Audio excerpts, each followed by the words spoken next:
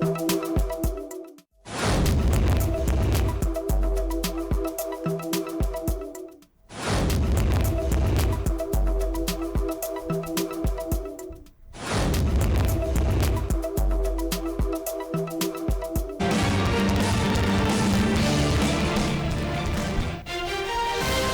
मोदी से मिले सीएम पुष्कर सिंह धामी। उत्तराखंड के विकास में उनके मार्गदर्शन और सहयोग के लिए व्यक्त किया आभार। उत्तराखंड के दौरे पर भाजपा के राष्ट्रीय महामंत्री बीएल संतोष, पार्टी पदाधिकारियों के साथ की बैठक। कांग्रेस मुक्त प्रदेश का दिया मंत्र। बद्रीनाथ को लेकर मौर्य के बयान पर भड़के तीर्थ पुरोहित, पीएम को ज्ञापन भेजकर की कार्रवाई की मांग। पौड़ी में 10वीं की छात्र ने खुद को मारी गोली। आनंद फानन में जिला अस्पताल में कराया गया भर्ती, कारणों का पता लगा रही पुलिस। उत्तराखंड में 24 घंटे से जमकर हो रही बारिश, मैदानी इलाकों में जलभराव की समस्या बरकरार। 3 दिन तक येलो अलर्ट जारी।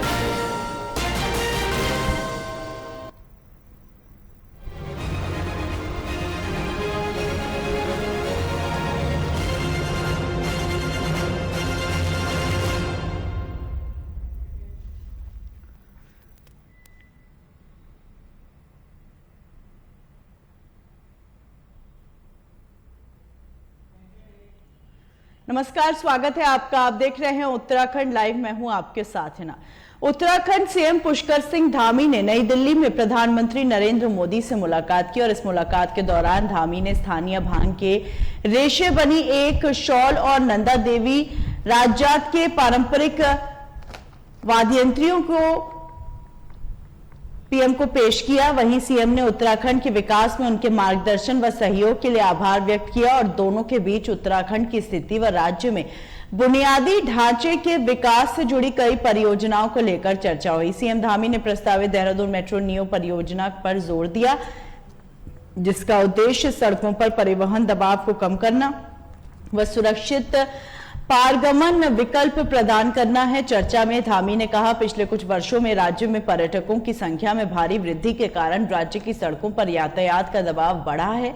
राज्य की सड़कों का उन्नयन किया जाना बेहद आवश्यक है।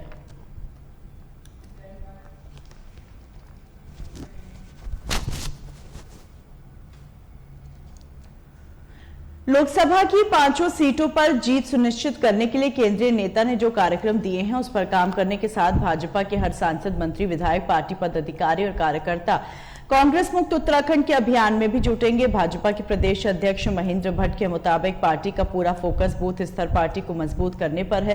राष्ट्रीय संगठन महामंत्री ने बीजेपी कार्यकर्ताओं को यह मंत्र दिया है कि उत्तराखंड कांग्रेस मुक्त हो। बीजेपी बूथ स्तर पर कांग्रेस समेत दूसरे दलों के कार्यकर्ताओं को भाजपा से जोड़ने की रणनीति रहेगी। जब वे पार्टी में आ जाएंगे तो कांग्रेस के बड़े नेता अपने आप भाजपा में आ जाएंगे।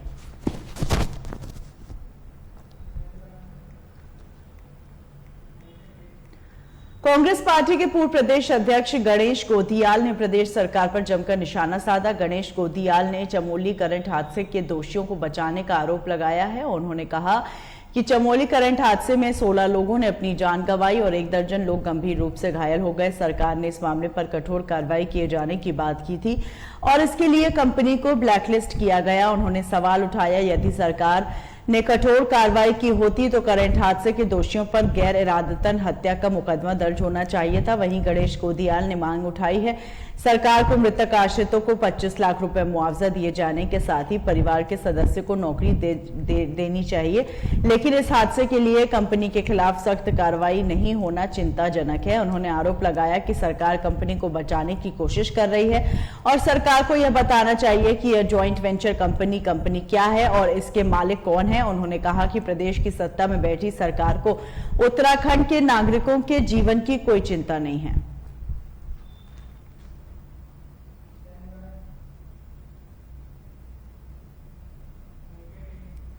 उत्तर प्रदेश के मुख्यमंत्री योगी आदित्यनाथ ने वाराणसी ज्ञानवापी मामले पर बड़ा बयान दिया। योगी आदित्यनाथ ने कहा, ज्ञानवापी को अगर मस्जिद कहेंगे तो विवाद होगा। भगवान ने जिसको दृष्टि दी है वो देखे कि त्रिशूल मस्जिद के अंदर क्या कर रहा है। योगी आदित्यनाथ के इस बयान का अखिल भारतीय अखाड़ा परिषद के अध्यक्ष श्री महंत रविंद्र पुरी महाराज ने समर्थन किया। उनका कहना है, ज्ञानवापी मस्जिद कब बनी? क्योंकि काशी विश्वनाथ मंदिर हमारा ज्योतिर्लिंग है, वहां पर मुगलों द्वारा मंदिर तोड़कर मस्जिद बनाई गई है, जिस पर कोर्ट ने ज्ञानवापी में वैज्ञानिक सर्वे कराने का आदेश दिया है, मगर मुस्लिम पक्ष इसका विरोध कर रहा है। ज्ञानवापी की सच्चाई सामने आ सके, संत समाज उम्मीद कर रहे हैं योगी आदित्यनाथ के कार्यकाल में ही ज्ञानवापी का मुद्दा हल हो सके। हमारे माननीय मुख्यमंत्री जी ने जो बयान दिया है, हम जितने भी साधु संत है, अखाड़ा परिषद है, उनका स्वागत करते हैं, उनके बयान का स्वागत करते हैं। महाराज श्री ने ये कहा है कि ज्ञानवापी मस्जिद कहाँ से हुई, कब हुई, कैसे हुई। बात सत्य है। आप बताइए, जहाँ हमारा ज्योतिर्लिंग है, जहाँ पे काशी विश्वनाथ है, वहाँ मस्जिद कहाँ से आई? इसलिए वहाँ कोई ज्ञानवापी नहीं थी। वो जो बाबर के समय में, मुगलों के समय में बनाई गई थी। अब जो सर्वे हो रहा है, सर्वे पे इन लोगों ने विरोध किया है। क्यों विरोध किया है?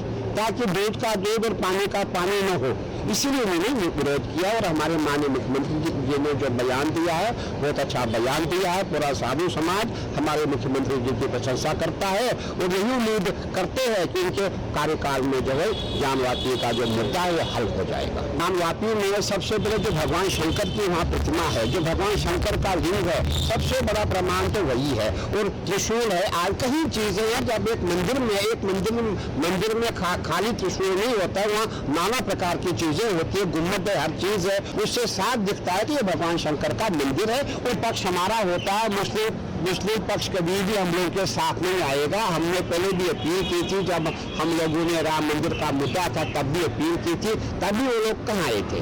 इसलिए उनसे अपील करना मैं समझता हूँ वो हमसे समझौता नहीं करेंगे, ऐसा कुछ नहीं करेंगे। जो भी होगा वो कोर्ट में ही होगा, कोर्ट में ही सब कुछ होगा।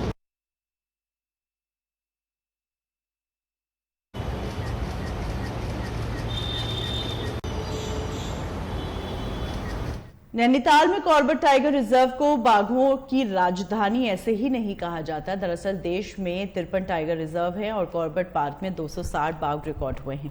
बाघों के बेहतर संरक्षण का नतीजा है यहां बाघों की संख्या में वृद्धि हो रही है। एनटीसीए की ओर से जारी आंकड़ों के मुताबिक कॉर्बेट टाइगर रिजर्व में इस बार 260 बाघ रिकॉर्ड हुए हैं और पिछली गणना में बाघों की संख्या 231 थी।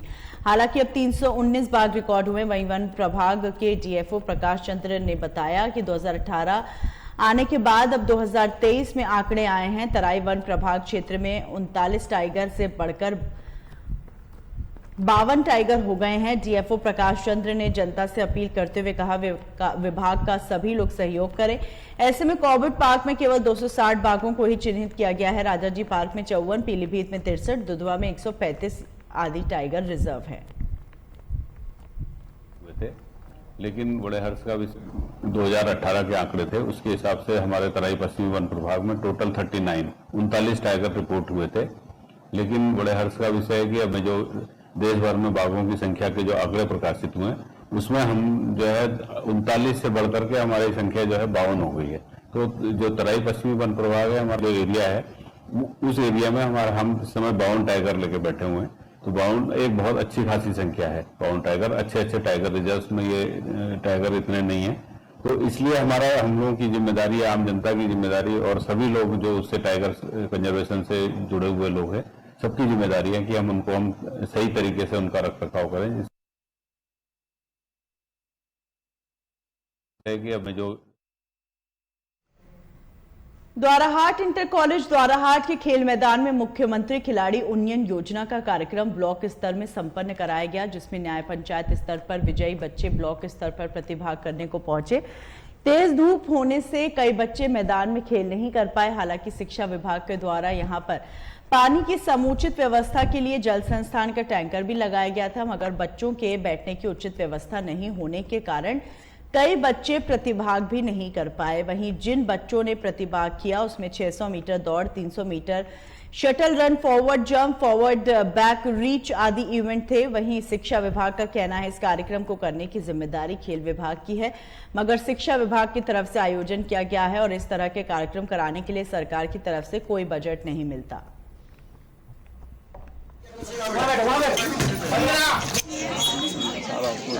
दोनों एक के ऊपर हाथ रख और यहाँ से बच्चा कहाँ प्रतिभा करेगा? सर, ये गत वर्ष से हमारा मुख्यमंत्री उदीयमान खिलाड़ी उन्नयन योजना शुरू हुई है। ये दूसरा साल है। इसमें 6 इवेंट होंगे और प्रत्येक न्याय पंचायत से 2 बच्चे, 2 बालक, प्रत्येक ग्रुप से 2 बालक 2 बालिकाएं यहाँ आई हैं। 24 एक न्याय पंचायत से आए हैं। यहाँ से 6 बच्चे प्रत्येक ग्रुप में सिलेक्ट होंगे। 4 से इनका जनपद स्तरीय स्टेडियम में ट्रायल होगा, परीक्षण होगा। इसमें 6 आइटम है। 600 मीटर दौड़ है, 30 मीटर शटल रन है और उसके बाद फॉरवर्ड बैंड रीच है, फॉरवर्ड जंप है 600 मीटर। ये स्टेमिना के लिए, लोच के लिए और ताकत के लिए बच्चे की बैटरी टेस्ट है। इस परीक्षण में जो बच्चा सर्वोत्तम अंक लाएगा वो जनपद स्तर पर प्रतिभाग करेगा। वहीं से फाइनल सिलेक्शन, प्रत्येक वर्ग में 25 बच्चों का सिलेक्शन होगा। उन बच्चों को मुख्यमंत्री उदीयमान खिलाड़ी उन्नयन योजना के अंतर्गत 1,500 रुपए पर मंथ से मिलेगा। के आयोजन है और न्याय पंचायत के जो आयोजन है उनके लिए कोई भी वित्तीय धनराशि या वित्तीय मदद नहीं मिल पा रही है, तो शिक्षा विभाग इसमें करा रहा है। सारा जो कार्यभार है वो खेल विभाग के पास है। सारे दिशा निर्देश खेल विभाग का है और ब्लॉकों में और न्याय पंचायत में शिक्षा विभाग के ऊपर है ये, लेकिन इसके लिए कोई बजट अवमुक्त नहीं हुआ। ये थोड़ा सा दिक्कत हो रही है। Thank you.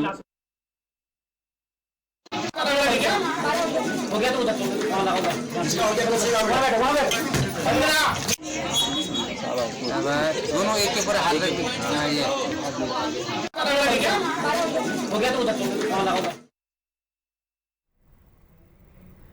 धार्मिक अतिक्रमण के खिलाफ हरिद्वार में प्रशासन की कार्रवाई लगातार जारी है। डीएम धीरज सिंह ने कलेक्ट्रेट सभागार में अधिकारियों के साथ बैठक की, जिसमें उन्होंने अधिकारियों को निष्पक्ष कार्रवाई के निर्देश दिए। उन्होंने कहा कहीं भी अतिक्रमण हुआ है उसकी फोटोग्राफ सहित रिपोर्ट उपलब्ध कराएं। साथ ही हाईवे सड़क पर अतिक्रमण किया है उनके खिलाफ कानूनी कार्रवाई की जाएगी।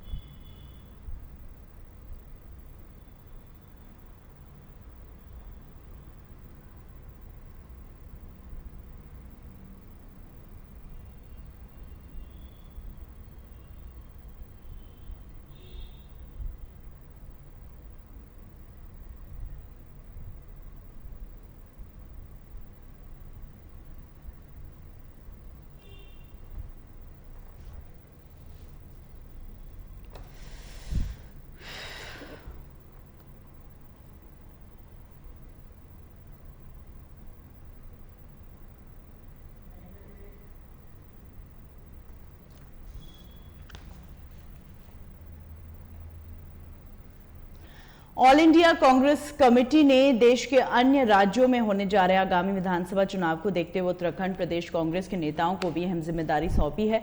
इसी कड़ी में कांग्रेस आलाकमान ने पार्टी के पूर्व प्रदेश अध्यक्ष प्रीतम सिंह को यह जिम्मेदारी सौंपी है। उन्हें छत्तीसगढ़ में होने वाले विधानसभा चुनाव को लेकर सीनियर ऑब्जर्वर बनाया गया है। वहीं मीनाक्षी नटराजन को भी छत्तीसगढ़ में होने जा रहे विधानसभा चुनावों को देखते हुए प्रीतम सिंह के साथ ऑब्जर्वर नियुक्त किया गया है। बता दें, प्रीतम सिंह चक्राता विधानसभा से 2022 के विधानसभा चुनाव में कांग्रेस पार्टी के टिकट पर 6वीं बार विधायक बन चुके हैं। ऐसे में छत्तीसगढ़ विधानसभा चुनाव के लिए सीनियर ऑब्जर्वर की जिम्मेदारी देने के बाद प्रीतम सिंह की हाईकमान से और नजदीकियां बढ़ने की संभावना है। इधर कांग्रेस आलाकमान ने प्रदेश कांग्रेस कमेटी का आर्टिकल देख रहे अमरजीत सिंह को भी महत्वपूर्ण जिम्मेदारी सौंपी है।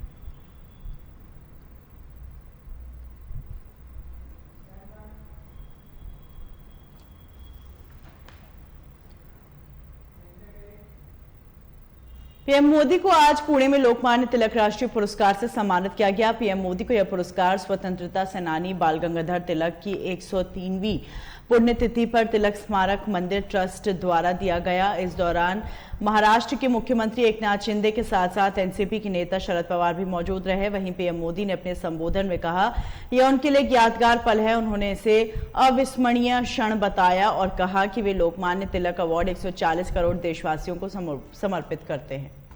अनुरोध करता हूं।